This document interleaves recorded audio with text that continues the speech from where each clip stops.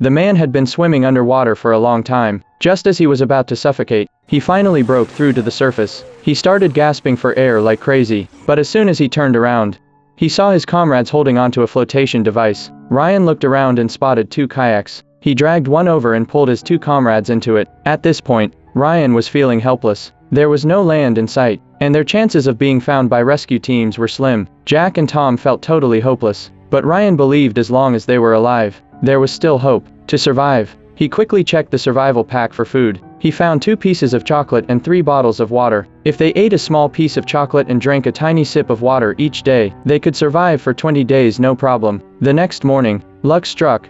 Ryan saw a rescue plane flying overhead. He immediately fired a flare, but the plane was flying too high, and it didn't see them. As the plane disappeared into the distance, their hope slowly started to fade. Then, disaster struck. Ryan suddenly realized they were out of chocolate, just left with the wrappers. He angrily asked Jack what happened. Jack admitted he ate it all the night before because he was so hungry. Ryan just gave up at that point. On the 3rd day, they were starving on the kayak. Jack was in tears, regretting his actions. Suddenly, a seabird flew down to the kayak. Ryan saw the opportunity and quickly grabbed the bird. But the bird's meat was so awful that Tom had no choice but to use it as bait. After a long wait, they finally caught a big fish. Jack, still feeling guilty for eating the chocolate, looked on from the side. Ryan and Tom invited him to join in. That's how they managed to survive on raw fish for 18 days. By then, their freshwater supply had run out, but just as luck would have it, rain started falling the next morning. They greedily opened their mouths to drink the rainwater. Then they collected as much as they could.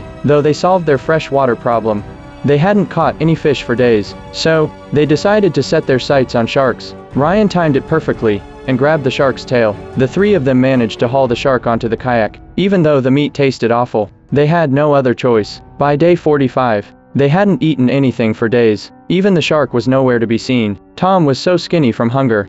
He and Ryan lay side by side, ready to face death. But just then, a big ship appeared next to them, and that's how the 2 of them were rescued by the Japanese army.